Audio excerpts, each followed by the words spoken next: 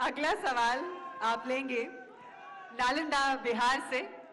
इस कार्यक्रम में वहां हमारे साथ उपस्थित हैं श्री सुशील कुमार मोदी जी, जो उप मुख्यमंत्री हैं। जी हाँ, हम कनेक्टेड हैं, आप उनका सवाल पूछ सकते हैं। वंदे भारत माता की, भारत माता की। मैं डॉक्टर आशुतोष कुमार, शास्त्र शस्त्र और ज्ञान की धरती नालंदा से सादर प्रणाम आपको। नालंदा लोकसभा क्षेत्र 29 की समस्त जनता आपके उत्तम स्वास्थ्य की कामना करती है। आदरणीय प्रधानमंत्री जी, जब आपने ये अभियान मैं भी चौकीदार हूं चलाया था, तो हमें लगा कि ये केवल चौकीदार भाइयों के लिए है, लेकिन बहुत कम समय में हम जैसे डॉक्टर समेत कई सेक्टर्स के लोग, डॉक्टर्स, इंजीनियर्स, ब्यूरोक्रेट्स, सभी समस्त मजदूर, व्यवसायी, किसान, सभी लोग जिस तीव्र गति से इससे जुड़े और अपने आप को इसमें सहर्ष स्वीकार करते हैं, मैं आपको इसके लिए सहृदय धन्यवाद कहता हूं। आदरणीय प्रधानमंत्री जी, हमारा दो छोटा सवाल है आपसे। पहला, माननीय चौकीदार महोदय, 6 दशक तक देश पर शासन करने वाली कांग्रेसियों को इस चौकीदार सबसे चिढ़ क्यों है? दूसरा सवाल, इन विपक्षियों को आपकी चौकीदारी नापसंद क्यों है? आदरणीय प्रधानमंत्री जी, धन्यवाद।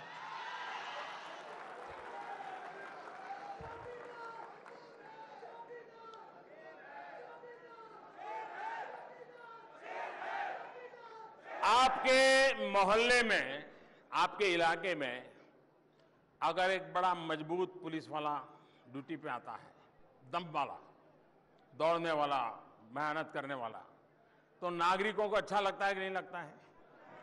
आप बताइए, अच्छा लगता है कि नहीं लगता है? लेकिन वहां जो गोरख धंधे करते होंगे उनका क्या होता होगा? वो सबसे पहले उस पुलिस वाले की ट्रांसफर चाहेंगे कि नहीं चाहेंगे? वो ये कहीं और चला जाए। देखिए, ये बहुत स्वाभाविक है कि कुछ लोगों को ये मान करके बैठे हैं कि ये देश, ये सरकार, ये राजघराना, ये इनकी पैतृक संपत्ति है, पीढ़ी दर पीढ़ी ये उन्हीं को मिलना चाहिए। और एक चाय वाला आकर के बैठ गया, ये पचा नहीं पा रहे हैं।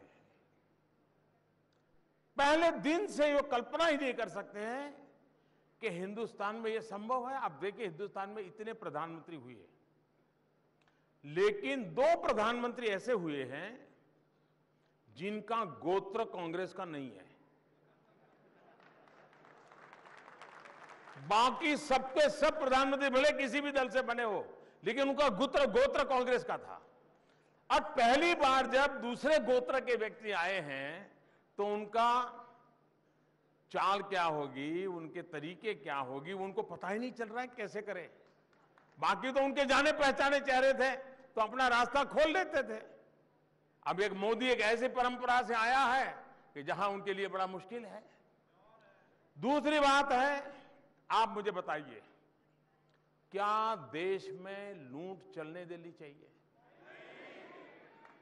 आप हैरान होंगे, जिन राज्यों में भाजपा की सरकारें हैं, वहां हमने थोड़ी मदद ली सबकी, उन्होंने हमारी मदद भी की।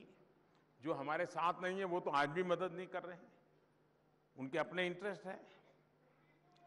करीब 8 करोड़ नाम हमने ऐसे निकाले हैं, बिल्कुल फर्जी नाम। 8 करोड़ लोग जिनका जन्म ही नहीं हुआ, लेकिन सरकारी दफ्तर में वो बड़े बन गए।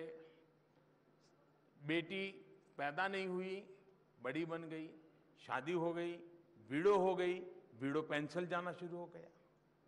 मैं समझा पा रहा हूं आपको? बच्चा पैदा नहीं हुआ, स्कूल में दाखिल हो गया, स्कॉलरशिप मिलना शुरू हो गया। बच्चा पैदा नहीं हुआ, मध्याह्न भोजन का खर्चा लगने लग गया। 8 करोड़ लोग अभी तक तो मेरे हाथ में आए हैं, और करीब 1 करोड़ 1 लाख ये आदान में रकम चोरी होती थी। अब 1 लाख करोड़ रुपया करीब इसी में चोरी हो रहा। जब मैं आधार लाया तो ये पैसे बच गए। अब ये जिनके पास, किसी न किसी के पास तो जाते होंगे 1 लाख करोड़ रुपया, जाते होंगे कि नहीं जाते होंगे? अब मुझे बताइए कि मोदी के एक नियम के कारण डायरेक्ट बेनिफिट ट्रांसफर, डीबीटी,